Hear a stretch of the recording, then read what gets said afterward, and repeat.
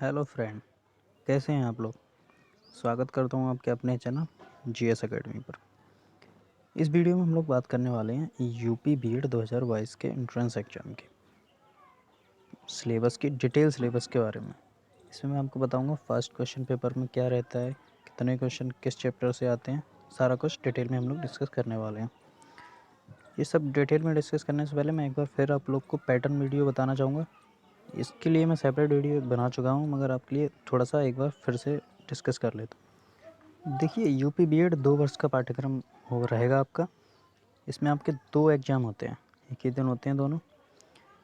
प्रवेश परीक्षा 2 एग्ज़ाम में होती है। प्रवेश परीक्षा का प्रारूप मैं आपके लिए बताना चाहूँगा। प्रवेश परीक्षा प्रश्न पत्र में वस्तुनिष्ठ ऑब्जेक्टिव टाइप क्वेश्चन होते हैं। प्रत्येक सही उत्तर के 2 अंक दिए जाते हैं। जो फर्स्ट पेपर रहता है आपका, उसमें सामान्य ज्ञान के क्वेश्चंस आपको देखने को मिलते हैं और भाषा, हिंदी या अंग्रेजी में से कोई एक आप ले सकते हैं। सामान्य ज्ञान के आपको 50 क्वेश्चन देखने को मिलेंगे, 50 ही क्वेश्चन हिंदी के। हिंदी या आप अंग्रेजी लेना चाहें तो अंग्रेजी के भी देखने को मिलते हैं। टोटल मार्क्स की बात करें तो 200 अंक होते हैं। एक क्वेश्चन 2 नंबर का होता है। 200 मार्क्स आपके फर्स्ट पेपर में हो जाएंगे। समय 3 घंटे मिलता है आपको। इसमें 2 घंटे लग गया बाई मिस्टेक, 3 घंटे होता है। वहीं आप सेकंड पेपर की बात करें तो इसमें आपको देखने को मिलेगा सामान्य अभिरुचि परीक्षण, यानी कि रीजनिंग। प्रश्नों की संख्या इसमें भी 50 देखने को मिलेगी। Total 100 marks. और खंड बा की बात करें तो विषय योग्यता, अगर आप कला से करे हुए हैं, विज्ञान से किए हुए हैं, वाणिज्य से, कृषि से, तो आपको उसी के अकॉर्डिंग आपका पेपर आएगा। उसी से रिलेटेड आपके क्वेश्चन सारे पूछे जाएंगे। नंबर ऑफ क्वेश्चन यहाँ भी 50 रहेंगे। टोटल मार्क्स 100, कुल अंक 200, समय यहाँ भी 3 घंटे का। तो चलिए अब हम लोग डिटेल सिलेबस की बात करते हैं। तो चलिए बात करते हैं यूपी बीएड के डिटेल सिलेबस की। सबसे पहले हम लोग देखेंगे प्रथम प्रश्न पत्र, जो आपका मॉर्निंग के शिफ्ट में होगा। सबसे पहले यही होता है, चाहे आप किसी भी स्ट्रीम से हों, आर्ट्स, साइंस, कॉमर्स, एग्रीकल्चर, ये पेपर आपको देखने को मिलेगा ही मिलेगा। तो सबसे पहले इसी के बारे में बात करते हैं।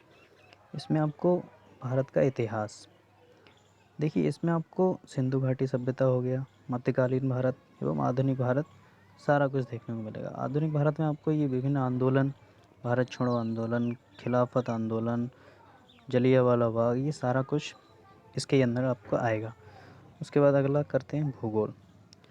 भूगोल देखने को मिलेगा आपको। उसके बाद भारतीय राज्य व्यवस्था में, भारतीय राज्य व्यवस्था में आपको भारत का संविधान, भारतीय संविधान में अनुसूचियाँ, भाग, सारा कुछ भारतीय राज्य व्यवस्था के अंतर्गत आपको देखने को मिलेगा। इसके बाद आता है भारतीय अर्थव्यवस्था, इससे भी काफ़ी क्वेश्चंस आते हैं। उसके आगे बात करें तो सामान्य विज्ञान। सामान्य विज्ञान में फिजिक्स, केमिस्ट्री, बायोलॉजी, तीनों से ही क्वेश्चन देखने को मिलते हैं। ज़्यादा क्वेश्चंस नहीं आते हैं, फिर भी देखने को मिलते हैं। उसके अलावा अगर बात करें तो विविध तथ्य एवं आंकड़े, इसे आप यानी स्टैटिक जीके बोल सकते हैं। इसमें ही आपके सारे आ जाते हैं, जैसे नोबेल प्राइज़ हो गया, भारत रत्न हो गया, खेल रत्न हो गया, और देश और उनकी राजधानियाँ हो गई। सारा कुछ इसी के अंतर्गत पूछ लिया जाता है। बहुत बड़ा चैप्टर होता है, तो इसे भी आप ध्यान से पढ़ें। तो ये तो हुआ आपका पहला सेक्शन। पहला सेक्शन यानी कि आपके 50 मार्क्स का ये होगा। 50 मार्क्स का ये होगा, सबसे पहले यही होता है। तो आप कोशिश करें कि इसमें कम से कम आप 35 से 40 क्वेश्चन करने का प्रयास करें, तो आपका अच्छा स्कोर माना जाएगा। चलिए बात करते हैं खंड बा, यानी कि सेक्शन बी, हिंदी। कुछ बच्चे इंग्लिश भी लेते हैं, तो उनका अलग होता है। मैं यहाँ पे हिंदी की बात करता हूँ। देखिए हिंदी में सबसे पहले हम बात करें तो भाषा एवं व्याकरण, इससे आपको क्वेश्चंस देखने को मिलते हैं। सेकंड बात करें वाणी एवं ध्वनि विचार, इससे मिलते हैं। थर्ड शब्द विचार, फिर संज्ञा, सर्वनाम तथा विशेषण, क्रिया अवयव तथा क्रिया विशेषण, फिर संधि देखने को मिलेगा, लिंग वचन कारक देखने को मिलते हैं, समास भी आपको देखने को मिलेंगे। पर्यायवाची शब्द, पर्यायवाची शब्द मैं आपको इम्पोर्टेंट करा दूंगा, उसी से आपका एग्ज़ाम हो जाएगा। मतलब इतने इंपॉर्टेंट होते हैं, वो हर एग्ज़ाम में पूछे जाते हैं। वो मैं आपको एक अलग से वीडियो बना के करा दूंगा। इसके अलावा आपको विलोम शब्द देखने को मिलते हैं, ये भी मैं करा दूंगा। आगे बात करें तो आपके अनेक शब्दों के लिए एक शब्द, भिन्नार्थक शब्द, उपसर्ग एवं प्रत्यय, मुहावरे, अर्थ एवं इनका प्रयोग, ये भी आपको इसी में देखने को मिलता है। लोकोक्तियाँ एवं कहावतें, वाक्य रचना, शब्दों में सामान्य शुद्धियाँ, थोड़ी सी ये शुद्धि आपको दे देगा, वही आपको पता करना है कौन सा सही है कौन सा गलत है। इसी के बाद वाक्यों में सामान्य शुद्धियाँ, ये भी वैसा ही होता है, पूरे वाक्य में थोड़ी सी दे देगा, आपको छांटना है।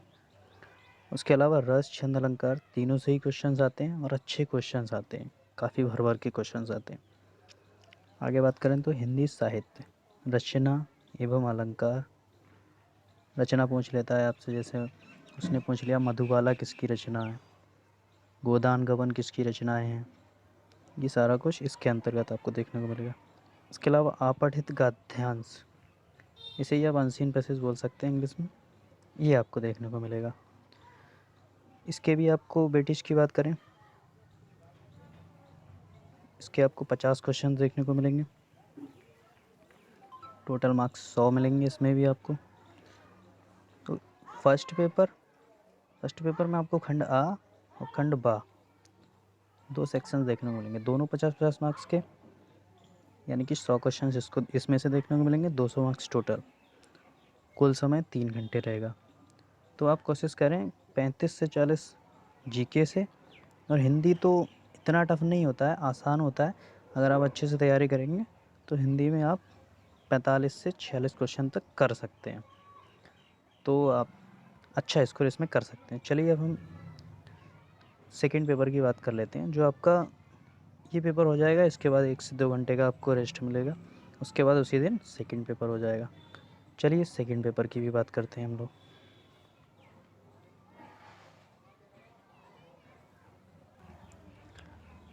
तो सेकंड पेपर की अगर बात करें, सेकंड पेपर की, तो इसमें सबसे पहले आपको रीजनिंग देखने को मिलता है।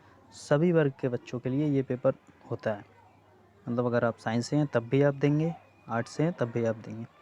तो इसमें बहुत शुद्ध हिंदी में लिखा है, इसलिए मैं आपको ट्रांसलेट करके बोलता रहूँगा, आप उससे समझ जाएंगे। देखिए सबसे पहले बात करें तो वर्ण वर्गीकरण परीक्षण, यानी कि क्लासिफिकेशन जिसे बोलते हैं, वो आपको देखने को मिलेगा। सेकंड वर्णमाला परीक्षण, अल्फ़ाबेटिकल सीरीज होता है इसे। तीसरा सदस्यता परीक्षण। चौथा श्रृंखला परीक्षण, सीरीज बोलते हैं इसे। चौथा होता है सांकेतिक भाषा परीक्षण, यानी कि कोडिंग डिकोडिंग। आगे बात करें तो लुप्त पदों को भरना, मिसिंग नंबर्स, बेन आरेख, इसे बेन डायग्राम ही बोलते हैं। गणितीय संक्रियाएँ, यानी कि मैथमेटिकल ऑपरेशन। उसके बाद व्यवस्थित क्रम परीक्षण, यानी कि आप कह सकते हैं सिटिंग अरेंजमेंट, इसे ही बोलते हैं। उसके बाद चौथा होता है दिशा परीक्षण, यानी डायरेक्शन एंड डिस्टेंस, उसी से ही होता है। आगे बात रक्त संबंध परीक्षण, यानी कि ब्लड रिलेशन। उसके बाद समय परीक्षण, टाइम वाला आ जाता है इससे।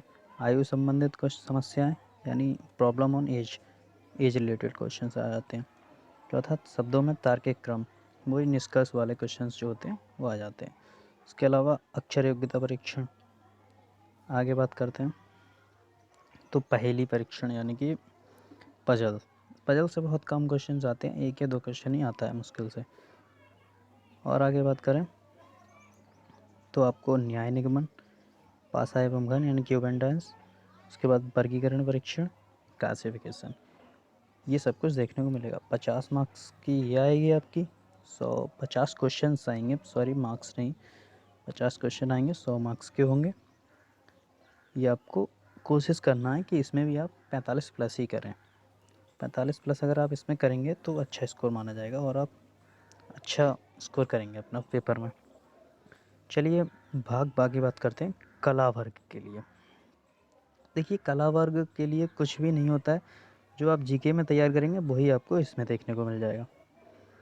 जैसे सबसे पहले बात करते हैं भारत का इतिहास, भारत का भूगोल, राजनीतिक शास्त्र, अर्थशास्त्र, मतलब आपने जो ग्रेजुएशन में सब्जेक्ट लिए हैं उसी से क्वेश्चंस आपको देखने को मिलेंगे। वहीं साइंस की बात करें, साइंस का भी यही रहता है कि अगर आपने जो सब्जेक्ट्स आपने ग्रेजुएशन में पढ़े हैं वही आपके यहाँ पे रहते हैं, तो ऐसा कुछ विशेष डिफरेंस नहीं होगा, जो कुछ आप पढ़ते आ रहे हैं उसी से आपके क्वेश्चंस देखने को मिलेंगे। तो चलिए ठीक है, आज की वीडियो काफ़ी लंबी हो रही है इसलिए यहीं पे रोकना चाहूँगा। आगे हम लोग प्रैक्टिस सेट्स करते रहेंगे। अगर आपको कोई क्वेरी हो या कोई क्वेश्चंस हो तो आप कमेंट बॉक्स में कमेंट कर सकते हैं। मैं आपके सारे कमेंट्स पढ़ूँगा, उसका रिप्लाई भी करूँगा।